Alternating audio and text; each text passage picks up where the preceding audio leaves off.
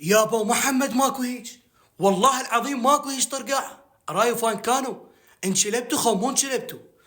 شني تحسهم انقلبوا البرازيل جيل الثمانينات؟ لا، تحسهم والله العظيم البرازيل، تحسهم ايطاليا انقلبوا هيج. الارجنتين جيل الثمانينات شني جيل مارادونا وغيره وغيره هيش تحسهم. شني رايو فان كانوا شلبتوا على ريال؟ شنو الوضع؟ شنو المصيبة؟ ما أعرف، يعني صدمة صدمة صدمة. تعادل بطعم الخسارة، إن بطعم الخسارة، تعادل بطعم الخسارة.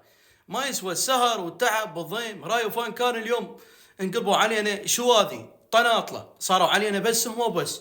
تحسهم بس هم جاي يلعبون كرة القدم، بس هم جاي يلعبون ويا ريال مدريد. شنو متحلفين بريال، حالفين على ريال، حالفين والله حالفين على ريال.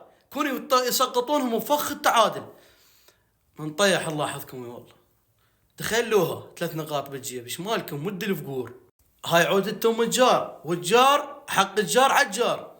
وانه شني هاي ما ادري. عم والله كارثة، يعني ما توقعتها مباراة انتهي تعادل. من طيح الله حظكم يا والله.